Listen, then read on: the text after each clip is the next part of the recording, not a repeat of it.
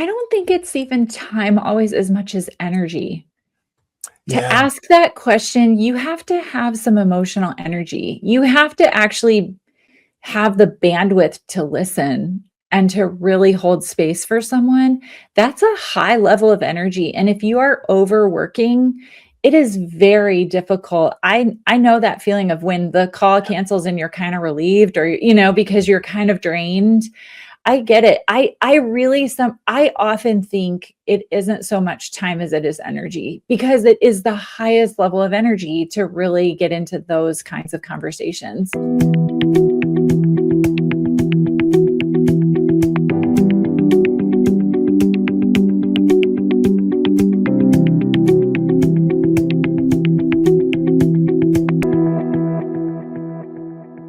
Welcome to Leadership Disrupted. Today we have with us Amy Kemp, who helps leaders and business professionals understand how deeply thought habits impact every part of their work and their lives. She has led hundreds of business leaders through a 4-month small group engagement called Encounter that's designed to replace unhealthy thought habits with more healthy ones. She's also worked with hundreds of leaders in one-on-one settings and with leadership teams and at small and large group companies. And I think most importantly, as we in this podcast focus on the disrupted world we're all living in and how do we lead in that world of disruption, I think Amy's book titled I See You is incredibly on target for the times that we're living in right now. And we'll talk more about her book. We'll talk more about her overall thoughts and philosophy.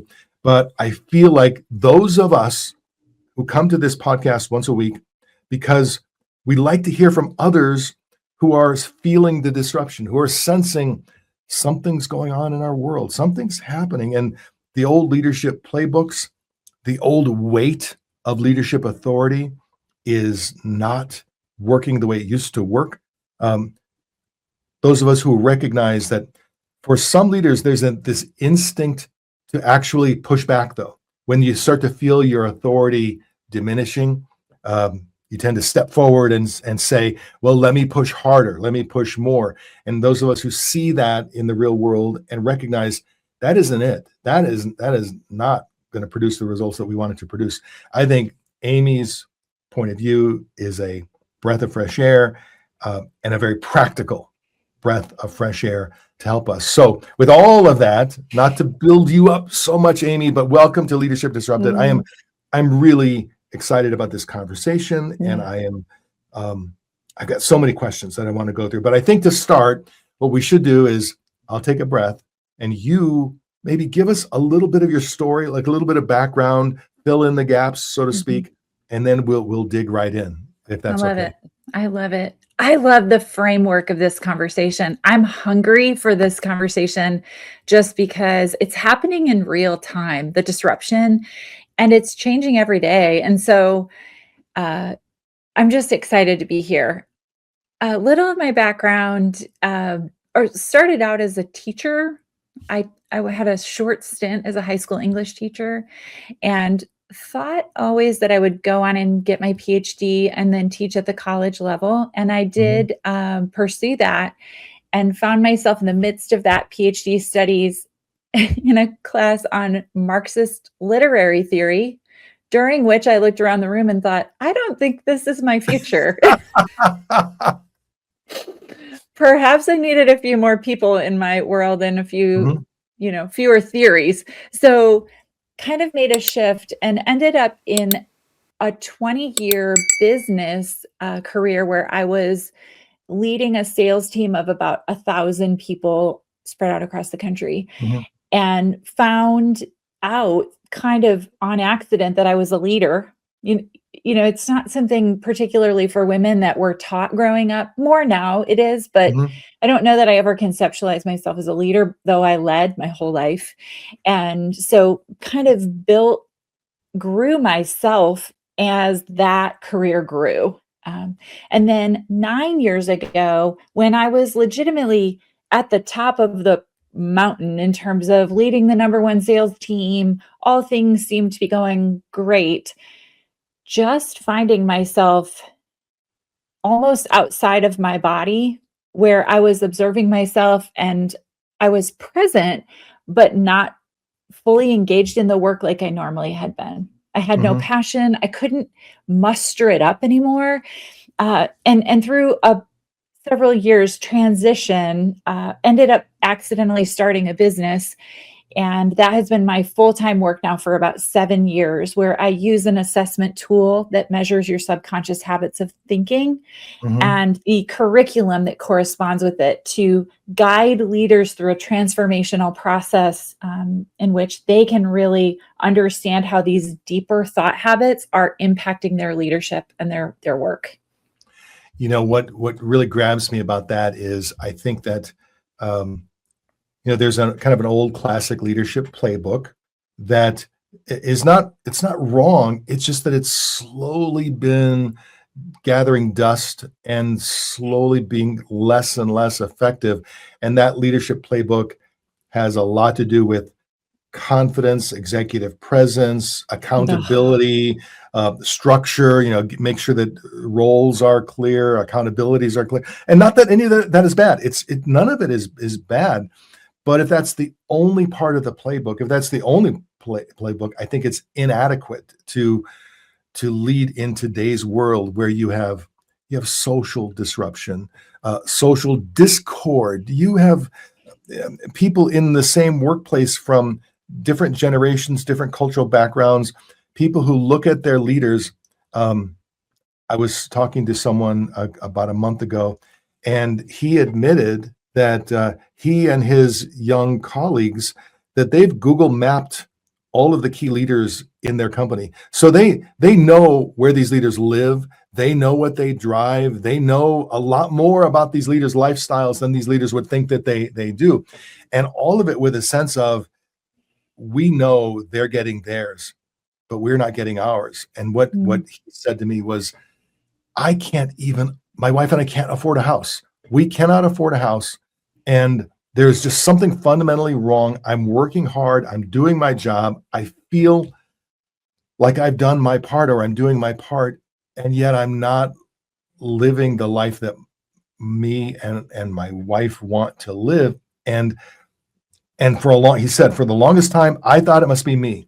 I must have to work harder or do more or something. And I think that he represents many of the very talented employees who work for us, who are figuring out it's not them, it's something else. And the ultimate answer is I think going to be in our thought habits as leaders, as people hoping to pull our most talented employees along with us, not push them, but pull them with us. But that's going to require a whole different mindset, a whole different way of thinking. What are some of so I'll step off my soapbox a second. What are some of the mental habits that people are surprised when they complete the assessment or they have a conversation with you? Are there certain common ahas where people go, oh yeah, I didn't realize, but now it makes sense that I need to adjust my thinking in one way or another? Yeah. There are a lot. I'll tell you a few that I'm seeing show up more frequently right now than ever before. And I've been paying attention even in the last couple of years. There's been some significant shifts. Yeah. One of the habits of thinking that I work with people on a lot is a measurement. First of all, the assessment tool that I use measures risk. So it doesn't measure characteristics or personality or strengths. It measures the risk that your brain will follow a certain pattern of thinking. We create grooves in our brain. It helps us survive. We use less energy. And so when we practice a habit of thinking over time that serves us, that groove gets really deep in our brain. The problem is when you employ a survival mechanism, a survival habit of thinking, past the point of needing it, it then becomes detrimental and damaging. It can hold you back. It can create resistance. One of the habits of thinking that I'm seeing a lot right now is this measurement that it has risk toward being fantastical. It means that your brain can very vividly see things that aren't there yet, things out in the future, can imagine a better future. think we have a lot of unmet expectations around work. I just think people have different expectations of work after the real increase of social media interaction that we never had before. I think there was a whole lot of people, many generations before us, who just went to work. Yeah. They didn't feel like it needed to be their life's mission and passion. And I mean, they just went to work because they had to pay their bills and they needed to buy groceries. I mean, they weren't thinking about it that way. And a lot of the meaning in their life came from the things they did outside of work. But we have amped up our expectations around work and what it should be and what it should provide. In fact, so much so that I think it's a little bit overcorrected, in that I've had 3 clients in the last few weeks who've had employees come and talk to them saying, well, I need this and I need this and I need this because I'm getting a divorce, or I'm paying off these student loan debts, and the business can't support their needs just because they have them. And so there's this expectation that this work should just be here, right? There's that side of it too that I can see happening, at the same time that I see the workplace has also not increased in its giving back at the level that matches what it costs to live today. And so it's like both are happening sort of at the same time. It's creating this pressure on our workplaces. But let me go back to the habit of thinking, because I could talk all about that too. But the habit of thinking, this fantastical, can cause our brains to very easily shift from fantasy to catastrophe, from fantasy to catastrophe. And it'll swing really quickly all day long. So you maybe get an email from your boss that says, hey, I'd really love to talk to you about this presentation that you did. Let's go ahead and meet on Monday morning. Which is a dreadful email, by the way. No boss should ever send that email. I would spend the entire weekend dissecting what I did, asking my wife to play the recording. Where did I go wrong? What happened? I totally feel it. Yes. This is the habit of thinking. You just did it. It's like you take a tiny piece of information, and in 2 seconds, you're living on the street in a cardboard box. You've lost your job. And maybe the boss wants to tell you it was the best presentation she ever saw. Who knows? I don't know. But our brains are playing around in these realities that aren't actually where our feet are all the time. And this is rampant right now. So much risk in this area where people are just living. Either they're living in this fantasy of what job they think they should have, what house they think they should live in, because we can see it now. We didn't know where people were going on vacation before. We didn't know. We just didn't know, but now we know. And so we have more ability to play around with this. But what happens is there's a cascading measurement that then causes us to feel disappointed and to lose our joy in the process of creating what we are creating, in the work that we are doing, because we have this unmet expectation. So it's like, oh, this isn't what I thought it was going to be. And then it takes another step down to a third habit of thinking, which causes us to ask the question, what's wrong with me? Which is a sucker punch to our self-esteem. It's an unfair question to ask, and it only damages our confidence and causes us to show up as less than our best. And so these habits of thinking are constantly playing in our minds. I'll tell you a story about this in my own. Sure. Okay, this is a great story. It's a funny story too. And it's a playful way of showing you how this habit of thinking can affect you. So I just published this book. It's the first book I've ever published. I don't really know a lot of authors. I've met more in the last couple of years since the book came out, way more. But I don't have any knowledge of the publishing industry. I'm coming in ignorant. So when you publish a book, what I didn't really realize is that there's a pre-order season, and then when the book actually launches that day, that's the first time an author can see how many books actually sold in the pre-order. You cannot track, which as a background in sales, it's such a messed up industry. It's so weird. It's Yes. so bad, but whatever. You don't get access to that dashboard until the day the book officially launches. But lots of books could have sold before then. So all that to say, in my mind, I had this number I wanted to hit of books sold during pre-orders. And I had a strategy and a campaign, and I've been, all these things. I don't know how I picked the number. I have no idea. Like I said, I have no background, but I had a number and I was pretty attached to it. And I had played around with it in my head quite a bit. I mean, in terms of fantasy, what it was going to feel like. Oh, this is going to be awesome. I'm so proud of what I've created. Of course, all these people bought it, just all this.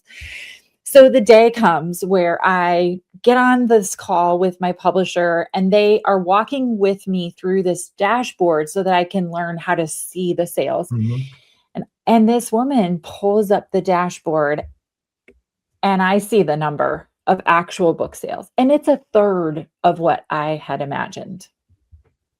And when I tell you the crash I experienced in that moment was so real, so vivid, so this is a complete failure. I don't know why I did this. I should have never. I just start spinning. I don't even know what the lady said for the rest of the call. I have no idea how to use the dashboard still to this day. Not that I really need to, but all that to say, so I'm just feeling, just disappointed, all of that.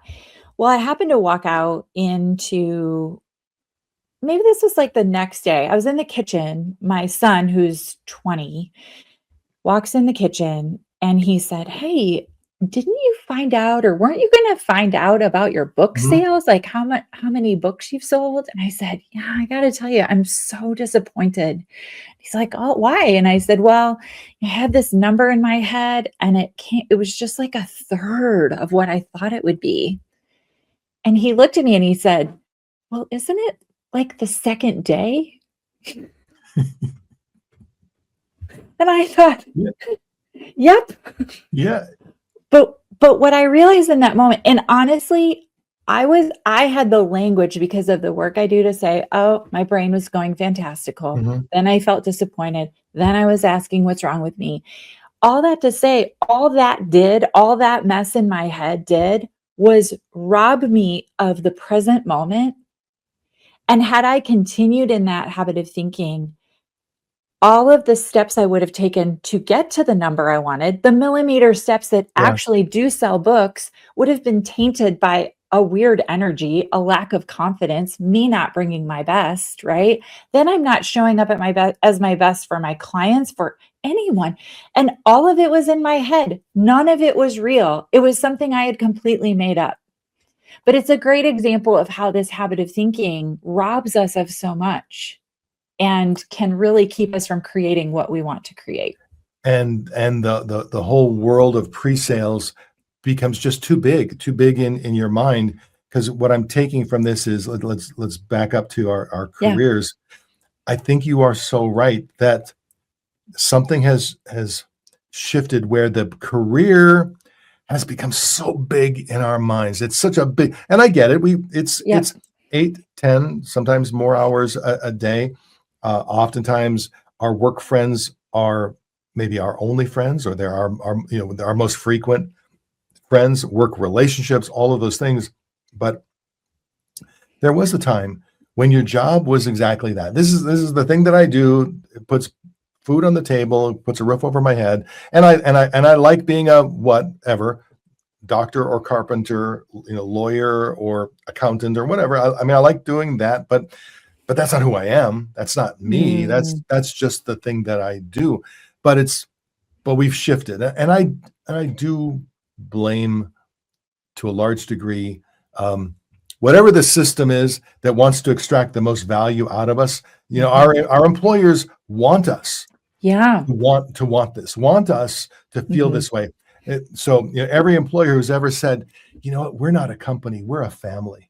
We're here for you. We want you to be here for us. I have a lot of red flags around that statement. On both ends, it's not a good idea. It's not a family. It shouldn't be a family because families have different rules than I did employers and employees. I did not grow up in a family where, at Thanksgiving dinner, someone leaned over and said, "Hey, you know what? Can we talk about your performance review? Yeah. This last quarter."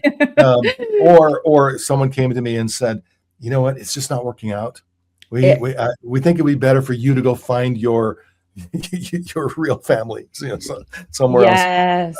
So it's not, but I think we have been programmed to Mhm. easily think that way. And then um, you're not old enough to remember this, but I am. In the 70s and 80s, there was a book called Passages by Gail Sheehy, and that book essentially said the path to a happy life is to make sure you're at the right point at every stage of your life. So in your 20s, you should have accomplished this. In your 30s, this. In your 40s, like she laid out Oh, a it path. told you where you were supposed to be? Yes, yes. Oh, And no. Talk if you about look at unmet her research, expectations. her it was very research based, but her research was mostly kind of middle upper class, um, Northeast kind of Oh, professionals. So if you were in Connecticut and you read her book, you'd go, "Oh, yeah, yeah. of At course. 18, I was this. At 24, I was this." But it didn't really connect with real life. But I think it sold a lot of people on this linear expectation that I should have my first home by this. I should have my Mhm. first child by this. I should be married by this. Here's this path. And the reality is, I don't know that it was ever linear that way, but particularly Mm-mm. today, life is not linear. There are so many disruptors that can set you off on a different path for months or years. Health, financial, relationship. There's so many things. And I've talked to so many people who will share with me where they are in life with a bit of a guilty voice to say, really what they're saying is, I should be further along. I should have done more. I should have accomplished more. I should have been more, or whatever. And I say to them, or I try to say to them, that whole thing that's in your head, that whole set of expectations, if you can come to a realization that that's a movie you are playing, you've decided to play Yes. that movie, and there are plenty of other movies you could be playing in your head with different sets of expectations. So do the Netflix thing, find a different timeline, find something else, because by you waking up every morning feeling lesser than or feeling not enough, um, Mhm. it's not good for you or your family or anybody else. And I'm sorry, I'm kind of taking over your story, and I I don't don't mean to mind do a that. bit. I love it. I love the fact that you're focused on mental habits, because I Mhm. think for this new world, that whatever this new world is, wherever Mhm. it's going to get to, we as humans need to grow into a new set of thought habits and be much more in tune and aware of what we're doing to ourselves. Because I especially feel for younger people. You said you have a 20-year-old son. Mhm. I feel for young people growing up in this world, and I hope that most of them can grow up with a new set of thought habits so that they can be happy and healthy and Mhm. productive and whatever it is that they want to be. Yep. But I think we're seeing a lot more discord than happiness in our younger generations of people right now. You know what Um, I just heard that is so interesting around this, Dan, is I can't give credit. It was on a podcast, but I can't remember. It was a study just recently done that talked about where we find our fulfillment and joy, human beings. mhm, And there were 4 quadrants. I can't stop thinking about it because the top one was consuming alone, consuming food, consuming yeah, information, consuming movies, consuming entertainment alone. The bottom left quadrant was consuming together. So eating together, watching a show together, mhm, going somewhere together, listening to music together. The upper right quadrant was creating alone. And then the lower right quadrant was creating together. And the places where we as humans feel the most joy and fulfillment and belonging, of course, is in the creating together is the highest level mhm, of joy and fulfillment that we feel. And I think that's what we're trying to get from our work, that we're trying to get that need met solely from our work. Yeah. And some people are fortunate enough that they can. But I also want to say to you, if your work isn't capable of creating that in its current iteration, go get the need met somewhere. Mm-hmm. I love Find that that. model. I'm writing that down. Isn't it after so after we're great? done with this, I'm going to Google that because it's whoever came up Did it with is brilliant. it I is great. can't stop thinking about also all the spaces where I consume alone that I didn't used to. We never watched TV alone, but now it is Yeah. very common in our house that 4 people are watching 4 different things. I'm often in the other room. I don't want to watch SWAT again. My husband and son watch SWAT all the time, and it's such a dumb show to me, but I want to watch something else. And so I'm in the other room, right? I just get my iPad and go watch my own show, but I'm consuming alone. And it's one of the unintended consequences of more choices. I know. And I love that you're sharing this because it's been this secret guilt that I felt.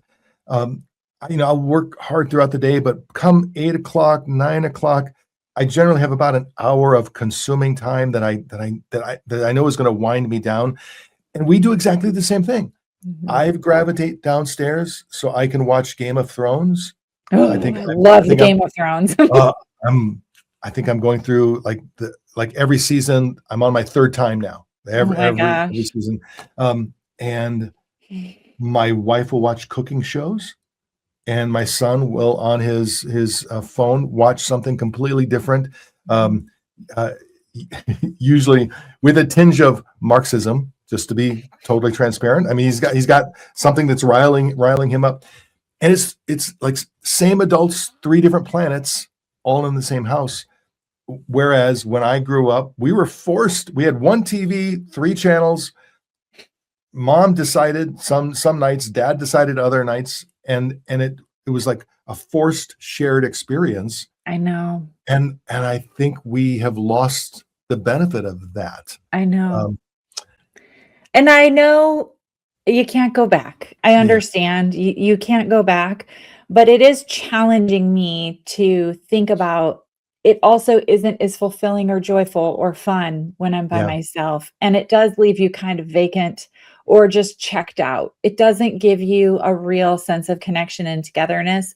And creating together doesn't even just have to be work. I mean, I play a lot of pickleball, which is so on brand for me, but whatever. I love it. But part of what I'm creating there is a shared experience. We're creating together this fun game. This morning, we had such a great game. I mean, it's so much fun. Back and forth, long volleys, we're creating an experience together. So it doesn't have to be deep, or you don't have to be creating a work of art together. You can Yeah. be creating a board game together, or, it can be just something simple, but that sharing it with someone and doing it together. I've also really started to think about it in my work, being more collaborative. And while that makes things slower, it also makes them more joyful. And I understand that I can automate a lot of things now that I couldn't before, and I'm open and I like technology. I enjoy learning about it and using the tools and that. But I'm also wondering if we're running toward a cliff altogether and nobody's stopping to ask where we're going a little bit. Or do we need to be running? We could still be moving, but do we need to be running? Can we just walk and evaluate as we go using these tools? But something is telling us we need to be running. There's this message about run, run, run. And I also know I have filled four in-person offerings that are very relational and in the same room and very intentionally different, and people are starving for it. Yeah. They're starving for in-person, real energy. I'm sitting at a table with you and we're talking. They're starving for real connection. And so I'm just watching that need grow. So it's just an observation in my own work. Well, and I'm finding even in this remote world of work, Yes. if you are intentional about it, I have a new work colleague. He's just come to work for the company about 2 months ago, and from the get go, I liked him. We seem to have similar senses of humor and things like that, and I decided I want to be his friend. Now I live in the Midwest. He lives in Atlanta. But I just liked him, and so after I met him virtually, I reached out in a small group. They did a kind of a formal meet this guy.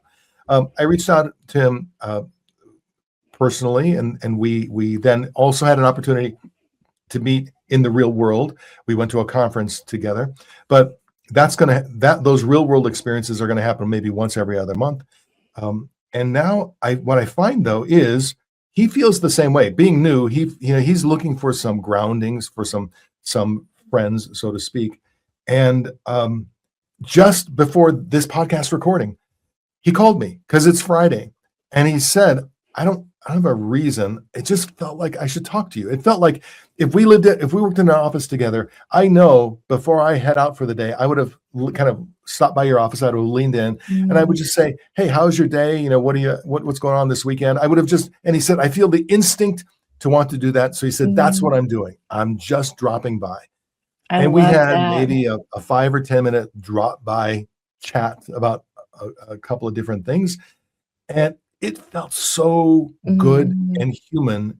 And it reminded me that even in this remote world, we can be more intentional. We can, but I think that's it. You have to be intentional. In the real world, you have these cues. You're walking. It's Friday. You're heading out of the office. You see somebody. You stop by, and we don't have those cues. So we do have to have the bravery, the mindset to make that happen. One other thing, man, my head is spinning with this for. No, me too. Still, I can't stop thinking about it. About a couple of months ago in April, it was my birthday, and my son, about a week in advance of it, he said, "So, Dad, what do you want for your birthday?"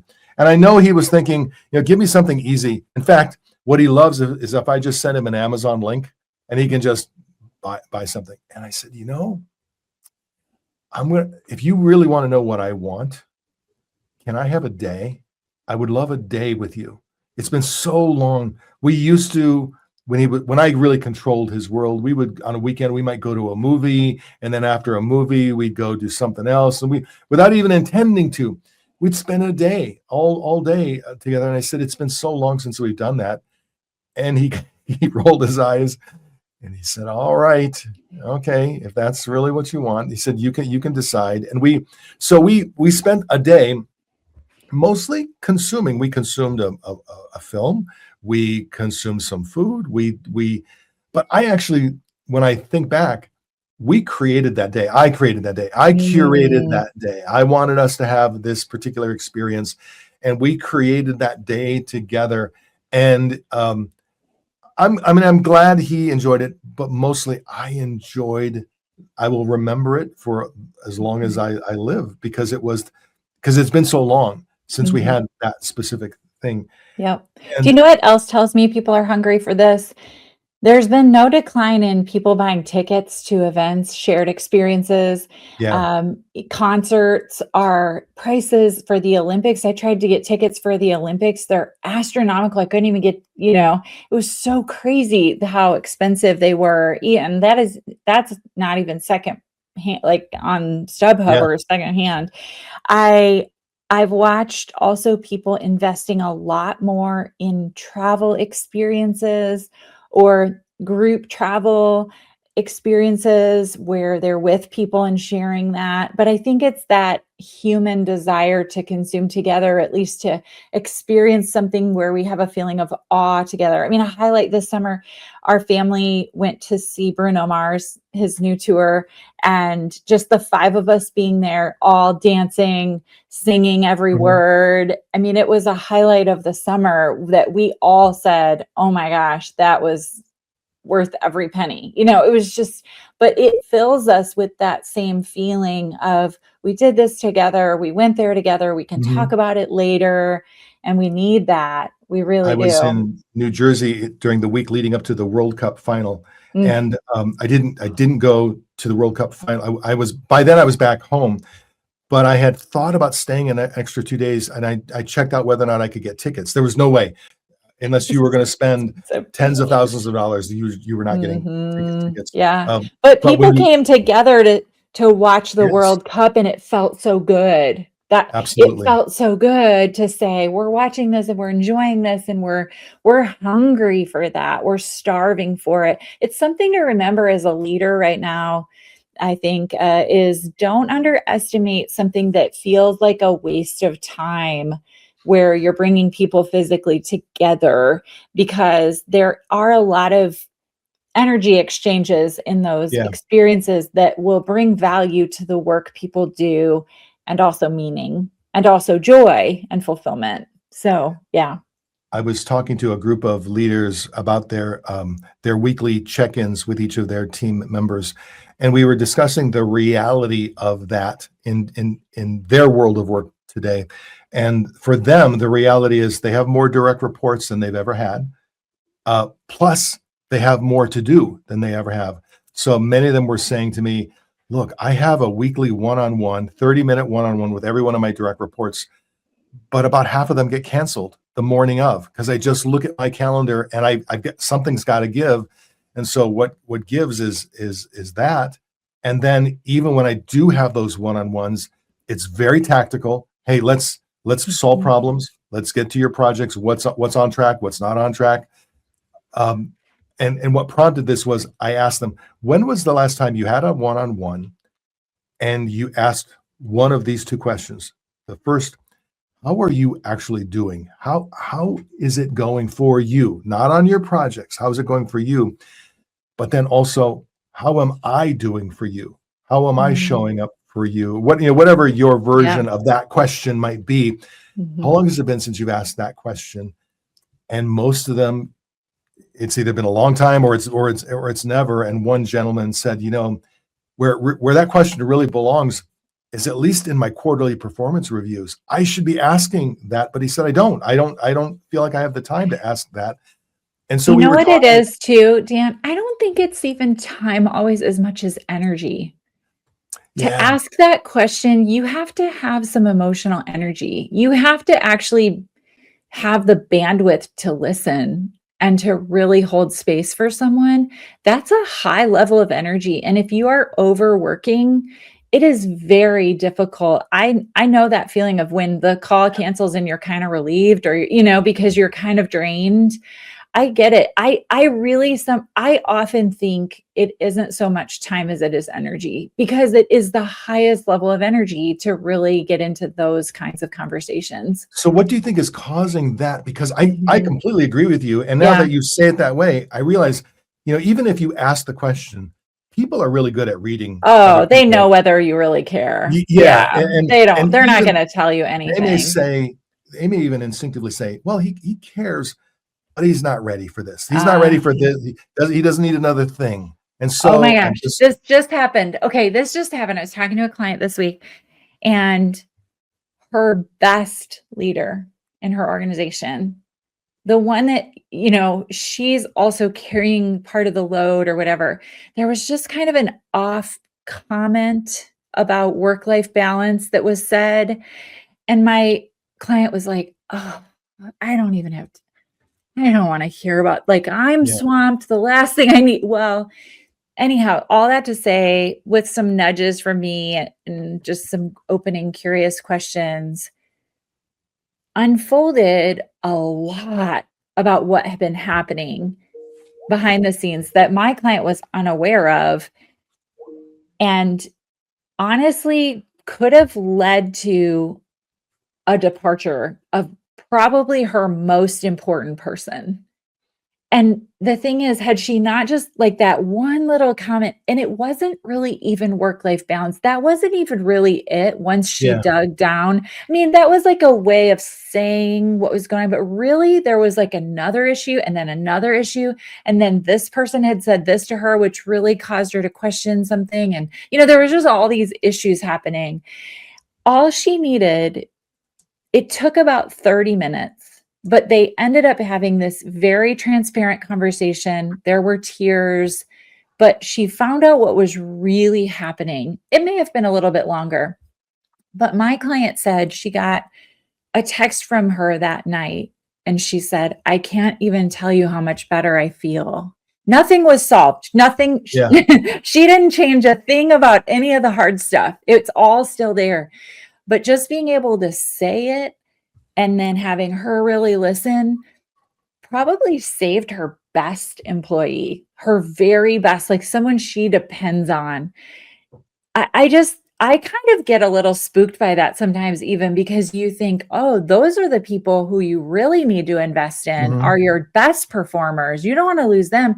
And we don't have the energy for it. But do we? Because if we don't, then we're going to be in a world of hurt in many other different ways if we don't start prioritizing it or keep prioritizing it. I think that in many cases, we've already lost a part of them and we don't realize it because they show up, Mhm. they do the Yep. job, and they're good enough to give us half while Mhm. appearing to give us their all. But there's this whole other side of them that's looking for deeper meaning, that's looking for something. You talk about your job not being everything. They're looking for other things, or they're looking for jobs because social media has convinced them that the job needs to be your passion. And in some cases, maybe it does need to be, but Yeah, I um, agree. it's so easy when you're feeling dissatisfied, disconnected, do the work, get the paycheck, but LinkedIn will serve up potential job offers for you.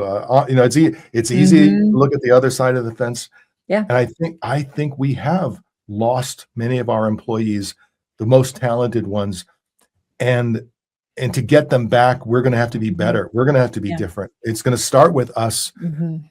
starting with those kinds of conversations. But let's back to energy. Yeah. And I like I have what? a couple of thoughts around this. Yeah, I think please. a weekly one-on-one with every single person is a lot. I really do, especially Mhm. with the pace most people are working at. I always recommend if this describes you, what this scenario, what we're talking Yeah. about, do it every other week or meet with them once a month. Slow the cadence down. I have clients, I could never meet with them every week. It would be too much. And to hold them accountable, you want it to be doable and manageable and really valuable. You don't want it to just Mhm. be a check the boxes kind of conversation. I'd rather you meet with them once a month for an hour and really meet with them than meet with them weekly for 15 minutes where you're going through a stupid checklist and nobody's really saying anything and nothing is really changing you know? So that's one thing is just slow the cadence. Who's deciding the cadence? You can change that. The other thing is, when you have I wanna give the most best energy to my best performers, which is really tricky because a lot of times we get sucked Yeah. into the lower performers gathering Mhm. and gaining all like, they get most of the 'Cause your attention. best appear to be less needy. They Yes. feel like they're armed. Yes. Yes. Yes. So sometimes what I'll do, if I have a group that is just feeling draining or it's not very fun to meet with them, I'm not looking forward to it, just feels like they're not really, I'll just do a small group. Group those Mhm. people together, get it all done and do a little accountability with each other. But that's not where I want to put my best energy. I want to put it into my best people. And so be creative and think a little bit outside of the box. Sometimes also I'll do that with top performers rather than meeting with you one on one. I want to Mhm. meet with the three of you. You're all working on similar projects. I think you could learn from each other. I think it would be beneficial. We can create some community, some accountability here, and you facilitate the conversation, which isn't like a review, but it's an accountability that actually works. And then they're holding each other accountable too and become resources for each other. So just think outside of the box. It doesn't all have to just be you meeting with each person because you're checking some box that someone made up. So I'm gonna push back gently, Yeah. but because I was as you were talking, I was thinking, how could I possibly be agreeing with Amy on everything, and then suddenly we get to this, and Yeah. and and we're not I agreeing. love So the I'm disagreement. Well, and I don't know that we have a disagreement, because I'm going to change my language a little bit. I do think you should connect weekly with every direct report. Now, Mhm. in my world, what that connection sometimes looks like is sending a quick, personal message. Sometimes we're in a group meeting, but I call that person out, and we have a particular conversation that is appropriate within the group. But I know that person that week feels seen by me, Mm, because mhm. I might have said, "Hey, Nicola, would you share with this group what you told me last week about this particular project? Or would you share this particular thing?" And then she feels like I do see her. I've connected with her, because while I say to myself, I want to have a one-on-one with every one of my direct reports each week, even if it's just 15 or 20 minutes. In reality, it's what you just described. It isn't always a one-on-one. Sometimes it's a Mhm. one-on-three. Sometimes it's an informal, quick message or note. But it's something, as I think through it now, in reality, it's something where they feel seen by Okay. me that week.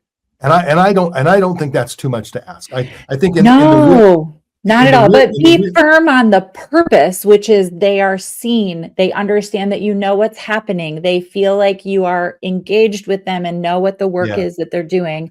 But be really, really, really like have a light grip on the process. So firm on purpose, light on process, meaning that may look different in different contexts or different weeks. Or if it's feeling stale, mix it up, do something different, try something different. Maybe it'll be more effective. I don't know. Just don't get so rote and so yeah. stuck in like a rut on that if it's not serving You anyone. just said something else I have to write on my Post-it note.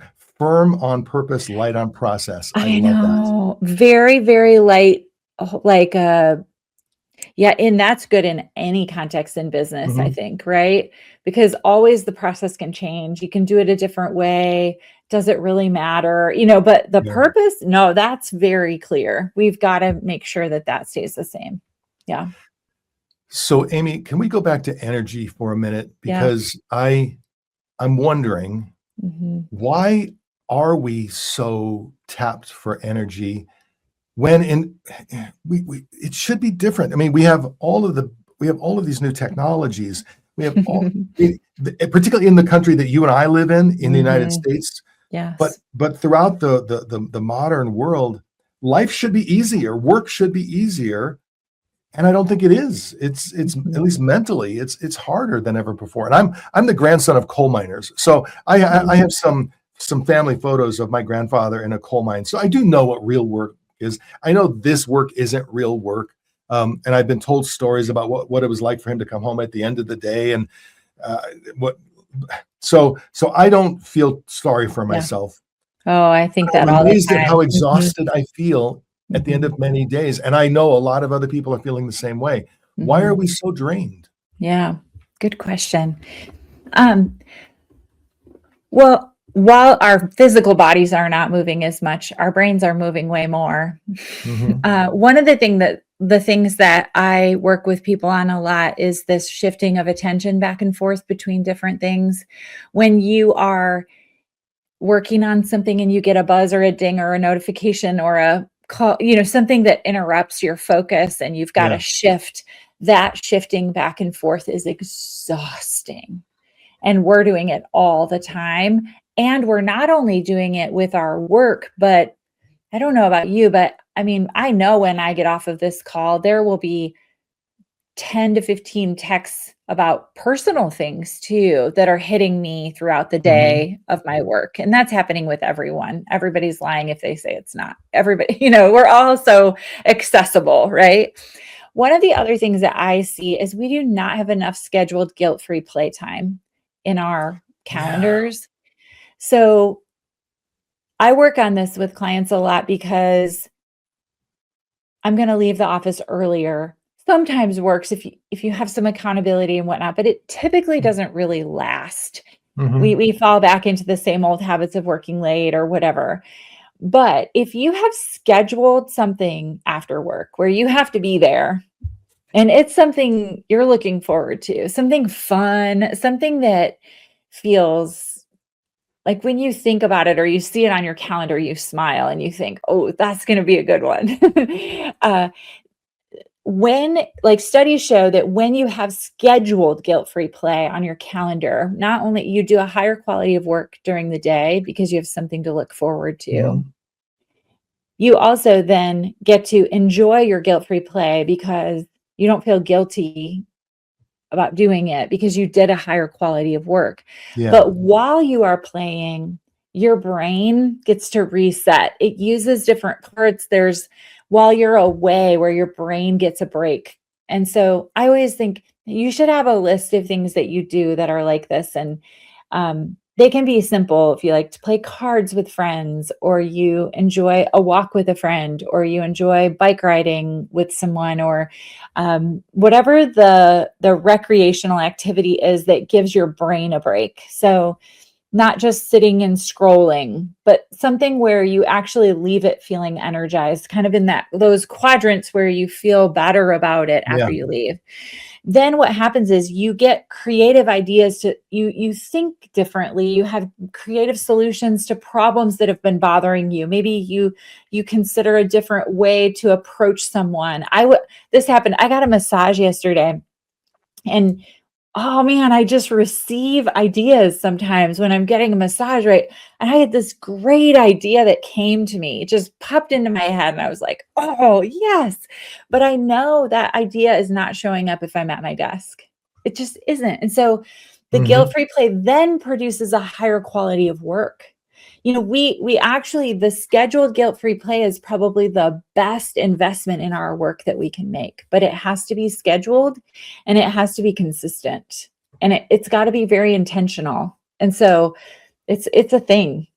And I imagine it's got to be something that you're not trying to enjoy. You do enjoy, like whatever it might be. It just and I would say to people who are listening to this, you do you. So whatever weird thing it might be, yeah. I've got a friend who's he's got a craft hobby, and it's kind of secret because it's just his craft. It's just he makes these little buttons, and they're enameled and they're kind of funny, and he every now and then he'll sell some on Etsy. But it's not really about the selling on Etsy because he doesn't make much money at it. It's the craft itself. And then he's got a little group that actually is into the same sort of thing. And it's his thing. If he enjoys it, he enjoys it. He doesn't have to justify it to anybody.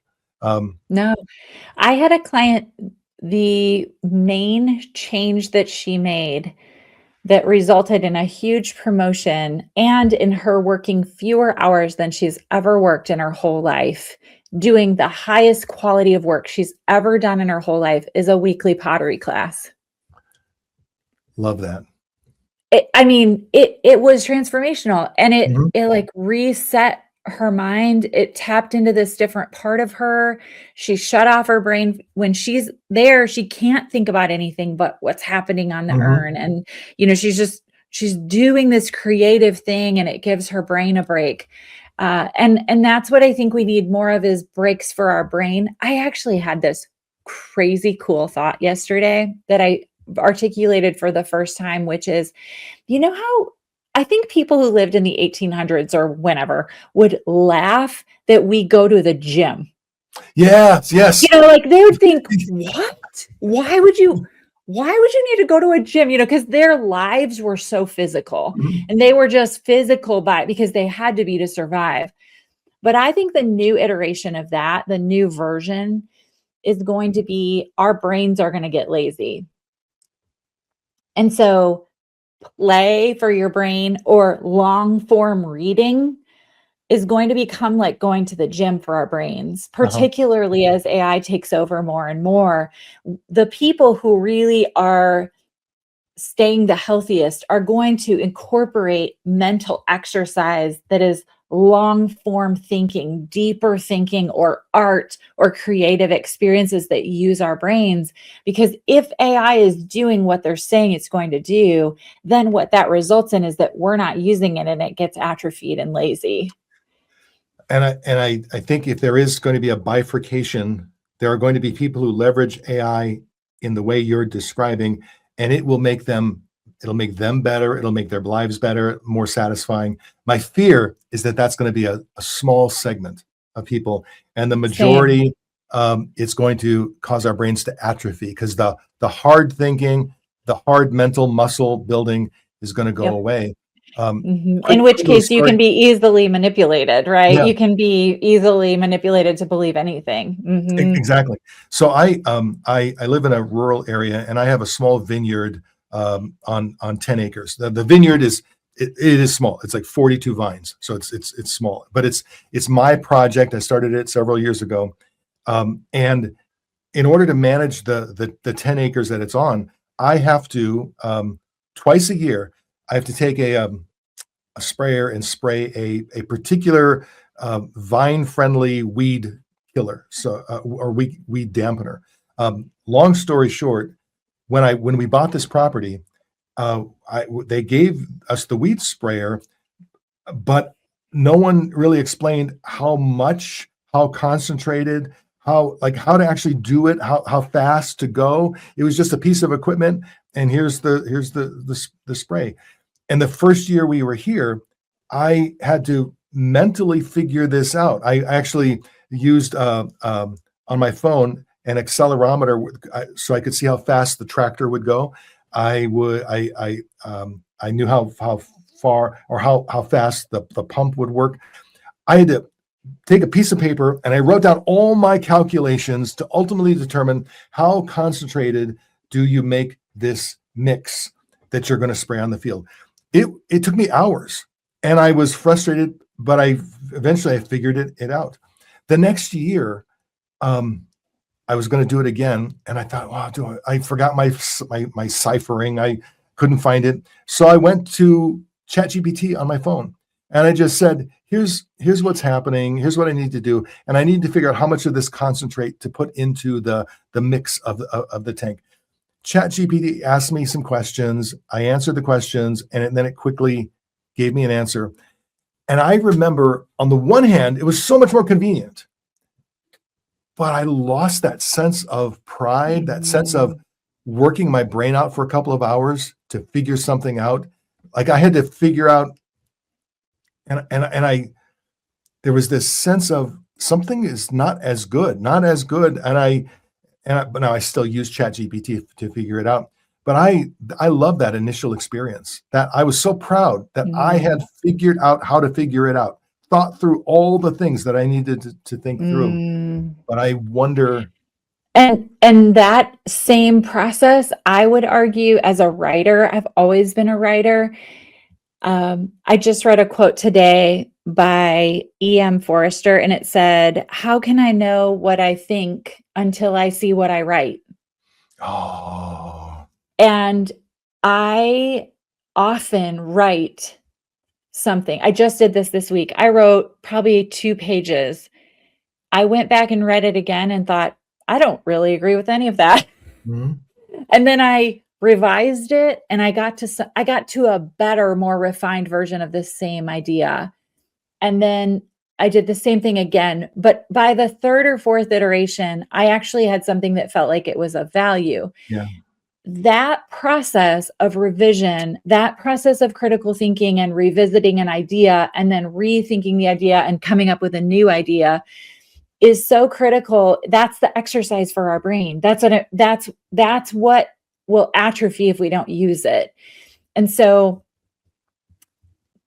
that's where I think it's going to go, to us doing that, but in a more intentional way where we exercise it. We have to go exercise it. I have a couple of direct reports who are responsible for creating customer-facing marketing materials.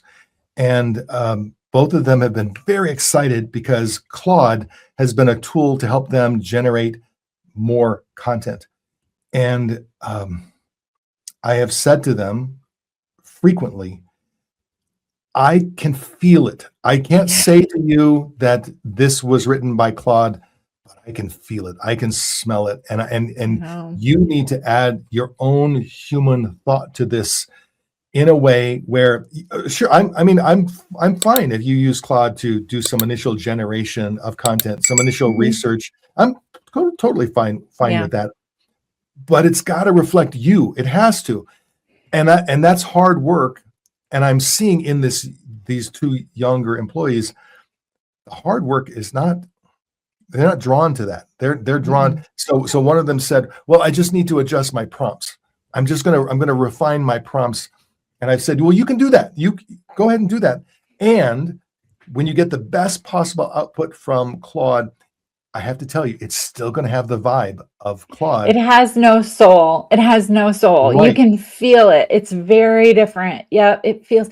I actually this just happened to me. An author who I really enjoy came out with a new book, and I didn't even get through half of it. I was like, I don't like this. Well, on a podcast, I heard this author talking, and that author used AI to revise the book. And I was like, I knew it wasn't you. I could feel the difference. I knew it. But I didn't think, oh, this is AI. I just thought, I can't even stick with this. And this is an author I've read every book. And so I just know what the loss is, but I also know the temptation, and when you're tired or you're feeling overworked, to just let it do it. But it's real, and it's something we really need to think about. Now, I will say one thing I have done with AI that's been cool is created my ideal client persona in there. And then I'll have her read it and give me feedback. And that's actually really helpful, because she'll say, that part didn't really appeal to me, or I was a little offended that you said it this way, or I don't want it to, that wouldn't appeal to me because I'm thinking about it this way. I'm like, oh, okay, well, that's like a challenge. So then I rewrote it, right? Or I revised it, but I'm not letting it revise it for me, because then it loses my voice. It loses me. And people know. Yeah. And even let's say you get so good that they don't, I still think I do. And that there's that human part of us as leaders, as people, in the world of work. If you're someone who takes pride in your quote thought leadership, then it had better be your thought leadership.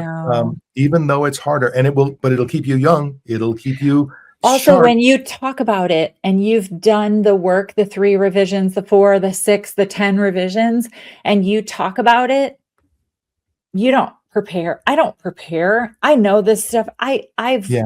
This is part of me. These ideas are ideas I've worked out. Another thing, I just had this happen. I have invitations that I send out to potential clients who I'm inviting into a group coaching experience. And on every invitation, I write a handwritten note, and I write it specifically to that person. And someone said to me, why don't you just have your assistant do that?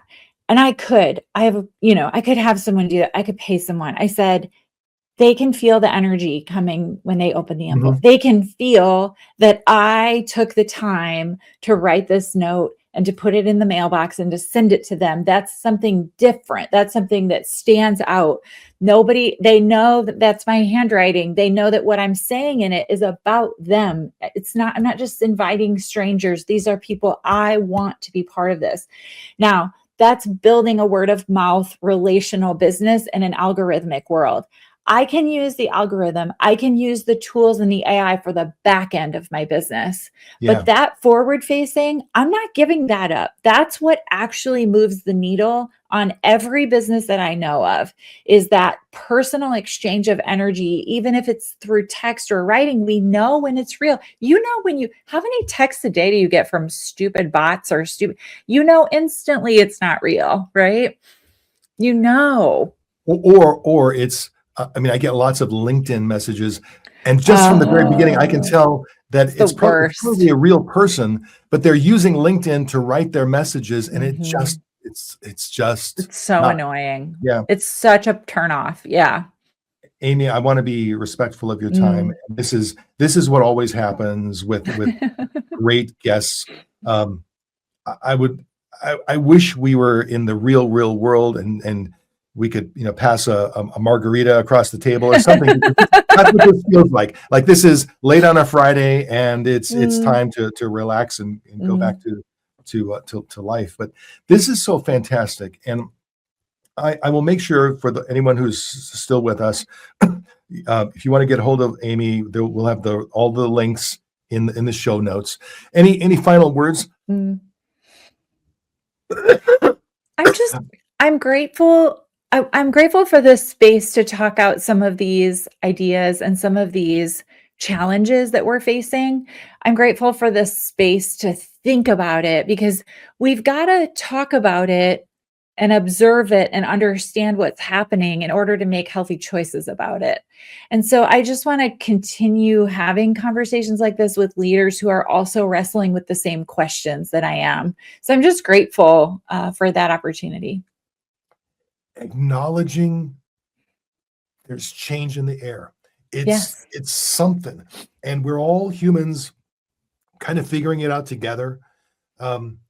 But the change seems to be accelerating. The disruption seems to be accelerating.